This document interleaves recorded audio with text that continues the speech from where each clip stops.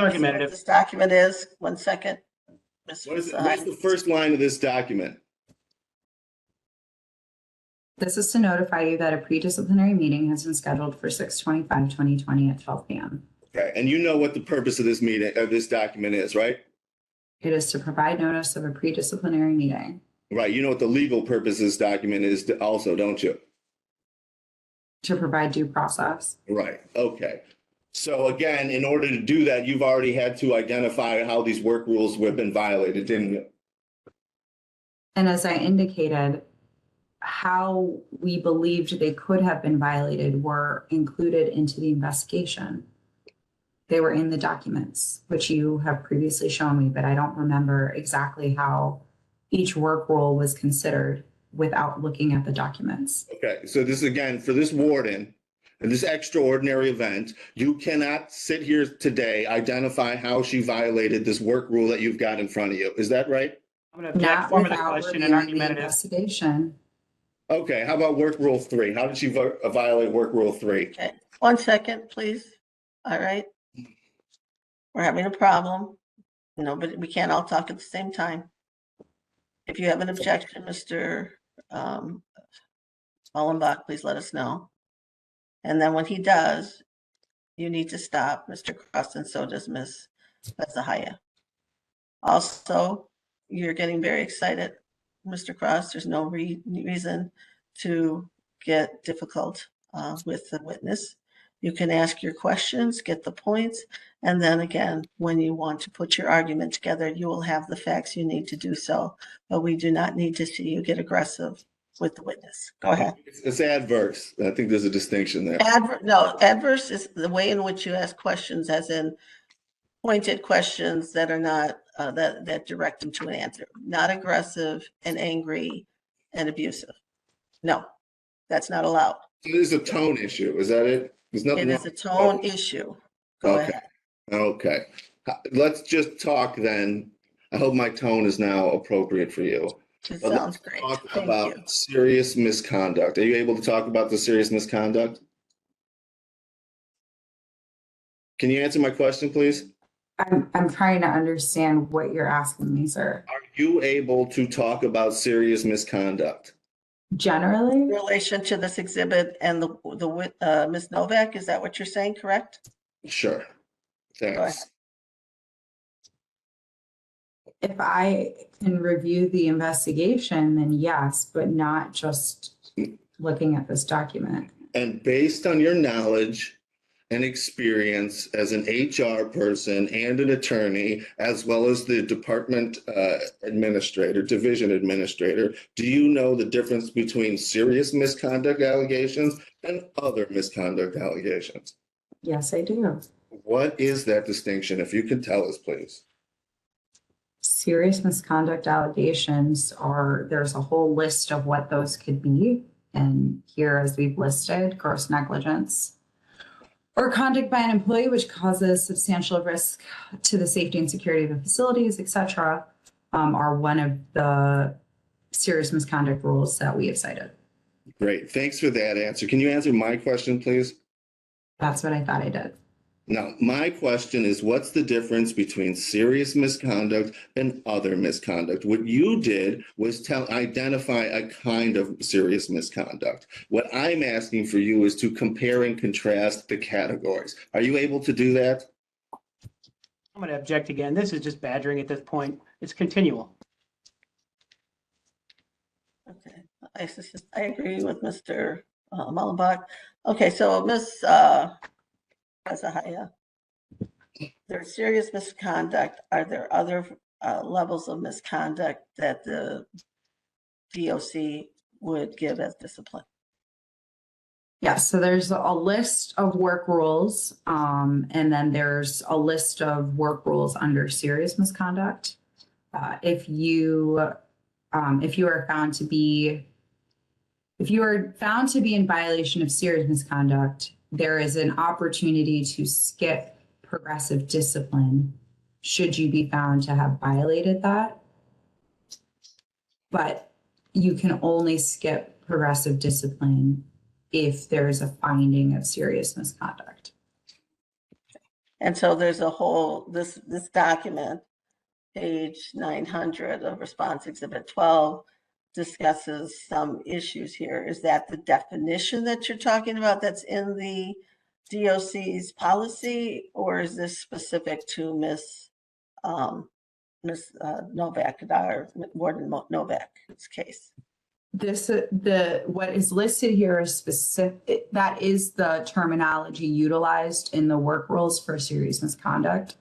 And that was specifically included for Ms. Novak to respond to that allegation of misconduct. So did you believe that there were offenders or juvenile offenders under our care, that there was a problem with Warden Novak? We quote the entire work rule in its entirety. Okay, so do you, sitting here now, can you tell us what part of this definition you were responding to with respect to Warden Novak? It would have been the conduct by an employee which causes a substantial risk to the safety and security of our facilities, staff, the community, or inmates. Okay, and then going back to the definition, you said there's a list. Is this the list that you're talking about, or is there additional list of violations under serious misconduct besides this definition? There's a whole list of serious misconduct rule or work rule violations in a different policy. I believe it's an executive directive 2 and 5, and I believe also in the HR handbook. All right, thank you. Go ahead, Mr. Cross. Okay, so here it seems like you've got 3 reasons for these work rule violations. Do you see that there? Yes. Okay, so now does that refresh your recollection about what work rules, how she violated these work rules? I mean, it's written there as to what we believe, but if I recall correctly from my last testimony in the 15807, there was more specifics as how it was believed she may have violated those work rules. Okay, but the 15807 doesn't matter for predisciplinary purposes, does it? Why wouldn't it matter? Well, how is she going to get due process notice of what's in the 15807? How about that?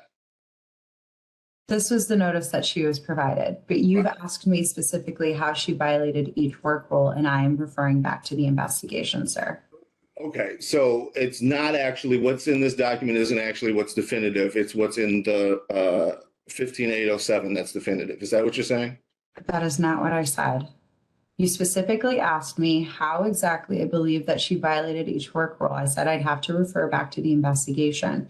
There is a summary here that we have listed as to why we believe that she could have been in violation of the above work rules. That's immediately below. I can read that if you would like me to. No, I can also read that. What I'm asking you to do is to identify to us, for example, how she violated work rule 2 by not inquiring about getting the perimeter fence corrected. Can you do that?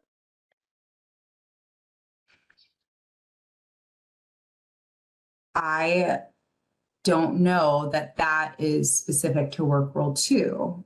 You could always make a case for 3 or for the serious misconduct part. Well, let's not say always make a case, right? Because you're the one who actually made the case, right? Okay. Let somebody else do it. I did it. Okay. So, based on that fact, are you finally able to answer a question or no? You're going to have to ask the question again. How did she violate work rule 3? Now, I'm going to object at this point. She said she doesn't remember. She would need to refer back to the investigation, and continuously asking her how she violated specific rules without going over the investigation. I mean, we're just going in circles. I think we've hit this thing to death, and I think you've made your point, Mr. Cross, and you can put it in your brief. So let's move on. Okay. So you're today, based on this Garrity Loudermill notice, you're not able to identify what work rules she violated based on what accusation, are you? There is a summary listed right there that specifically gives why she is, what the source or what the reason is for the pre-disciplinary hearing. And you're not able to identify which work rules those are, are you? I didn't say that. If you would like me to go point by point as to which phrase by phrase as to what was relevant to each work rule, I can do that. But if you I'm need sure me I've to asked you provide that more, like 5 times now, so you that's, didn't.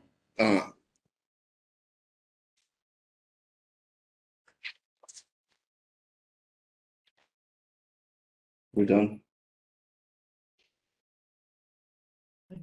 Okay. All right, I'll pass the witness. All right, so let's stop sharing. All right, so it's now 12:16. Although we did take a long break to try to figure out the exhibits. I don't know if anybody took a break to get lunch or anything. Mr. Mullenbach, are you going to be examining Ms. Fassehaye with either clarification or direct so that we don't have to ask her to come again and we can get her done today? Yes, Judge. And how long do you think that will take? My best guess is maybe 45 minutes. Okay. And then, so then let's just take a lunch break. Is half an hour or so till 12, let's see, 12:50. Will that be sufficient, Yes, Mr. Cross? yes, thank you. Mr. Mullenbach Yes. and Ms. Fassehaye Yes. and Ms. Novak? Yes. Okay, everybody's agreed. Come back at 12:50. Thank you. Turn off your video and mute yourself, and I'll stop the recording. All right, we're back after a short lunch break. It's about 12:54. The parties, or 12:55 actually just changed. And the party's all ready to go now. We are going to continue on with Ms. Fassehaye. Only this will be the respondent asking questions, and I am going to ask you, but before that, I did start the recording, and you can see that in the orange button that's up at the top of the screen.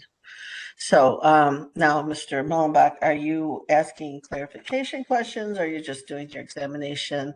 And we're not going to ask Ms. Fassehaye to come back, please. I hope that's the answer. Yeah, I will. And I think I can wrap this up fairly quickly, but yeah, I do not anticipate having her come back after I'm done with my questions. Okay, great. And just to clarify the record, I made a mistake earlier when we were discussing the issues in this case. The issues are, it's only sex discrimination, terms and conditions, and termination.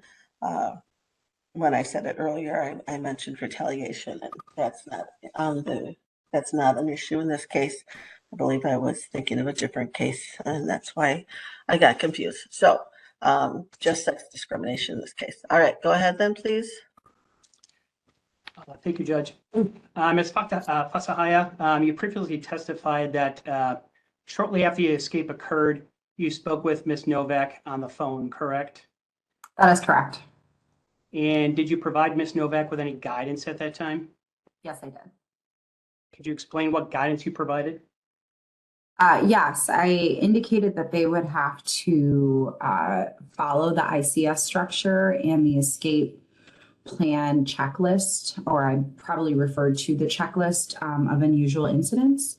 That was something that was regularly referred to when there was an unusual incident, such as a death or a fight or what have you. So I referred her back to the checklist and the ICS structure. I also, from what I recall, had indicated that she would need like a point of contact.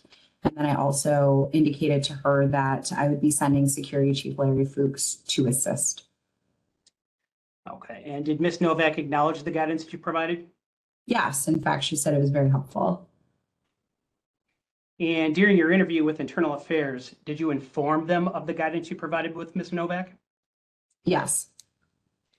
Judge, if I could have you, in Respondent's Exhibit number 12, pull up page 427, please.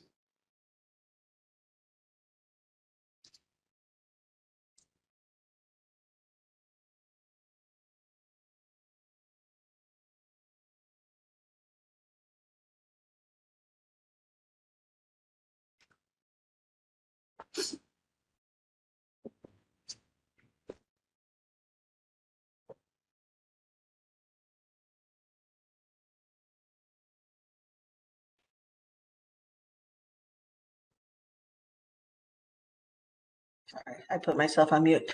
I'm looking at response exhibit 12 and I'm sharing that. What page did you say you wanted again? 427, please, Judge.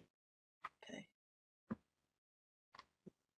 Every time I do this, I think of you, Mr. Cross, because he's the one who told me I could do this. I had no idea I could get to the page this way. Thank you very much. This is perfect. It's like magic. All right, go ahead. We're on page 427. But for context, don't we need to know what this document is? So I'm going to. Yeah, I apologize. I thought it was the, yep. We are now on page 426. Go ahead, please. And do you recognize this document? Yes. What do you recognize it to be?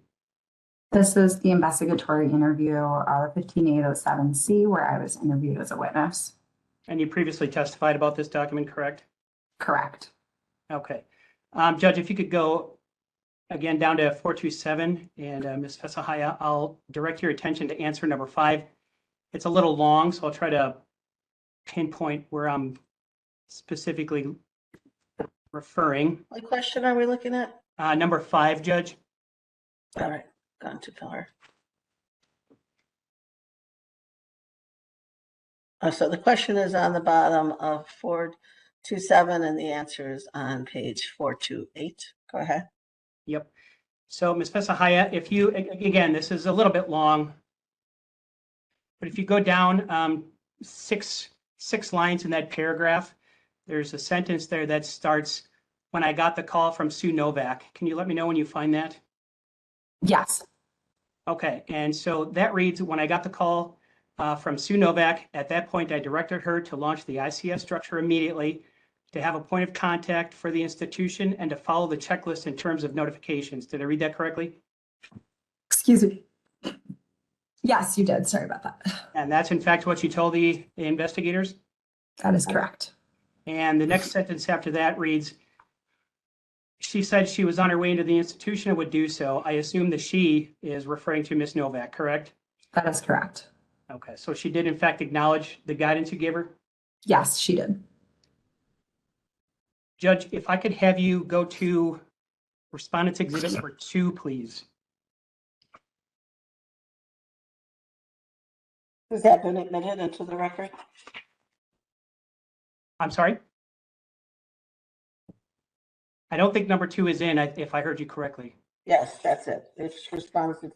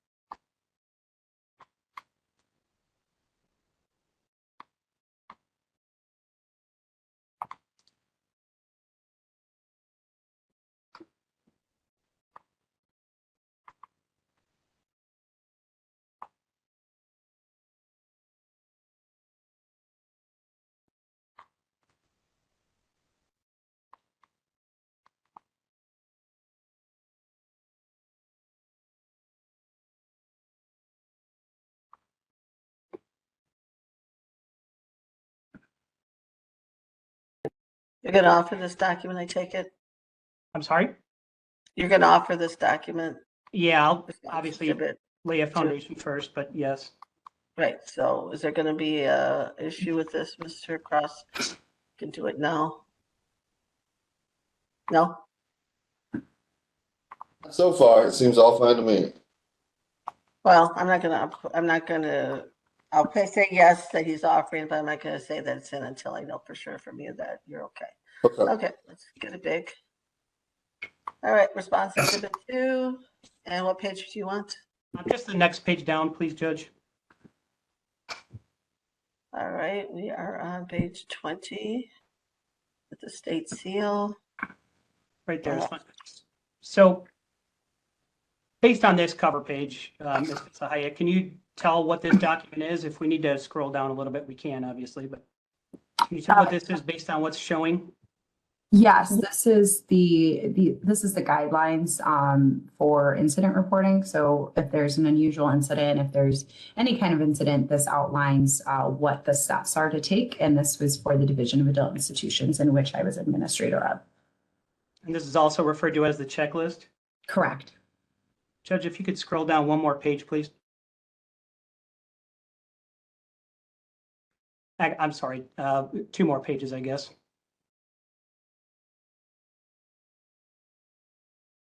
Maybe 3. All right. This is what I want right here, Judge. And Ms. All right, Fassehaye, we're on respondents exhibit 2, and now we are on page 23. Are you done with your foundation questions? not yet. I guess so Ms. So I don't wanna Fassehaye, read is from the this, document. you've until seen this, we- I'm sorry? I don't want to read from the document until No, I it's understand. entered. I just wanted to make sure she understood or she recognized what it is. You're familiar with this document, Ms. Fassehaye? Yes, I am. And is this a true and accurate copy of the document that was in effect on this, I'm sorry, April 16th, 2020? Yes. Okay. And looking at the document that you have right now, this is the checklist that applies to escapes, correct? That is correct. And Judge, if you could scroll down just a little bit more, please. I'm looking at number 3. Right there is fine. And Ms. Fassehaye, does this checklist contain notification, or let me ask you this, as far as number 3 is concerned, what is this pertaining to? This is what to do in the event of an escape and what the appointing authority or whoever has been designated need to do in order to appropriately respond to the escape. Okay, this is some of the notifications that are required are contained in this, correct? That is correct. And is the notification to the electronic monitoring center contained in this checklist? That is correct. And is the notification to Office of Victim Services and Programs contained in this checklist? I believe it is. Judge, if you could scroll down just a little bit more for me, please. I think it's on the, right there. I'm sorry, just up a little bit. So Vines Watch, Ms. Fassehaye, do you know what that refers to? I think that was the system that was in effect at the time for the Office of Victim Services, I believe it is what it's called. Okay. So that's the notification to Office of Victim Services and Programs? That's correct. Okay. And then Judge, if I could have you go to Respondents Exhibit number 1, please. All right, are we offering this document or not? Yeah, I was going to do it at the end, but I can offer it now. I like everything to be offered before we move Okay. on. So, Mr. Cross, is there any objection to respond? No objection. No objection. That's fine. Okay, response exhibit 2 is admitted. I'm just putting this in my notes and I'll fix this later on my log. Okay, so now you want to go to response exhibit 1? Yes, please. So now I'm going to have to go back and mark. I'm not going to have this happen. So I'm just going to show that this is admitted here.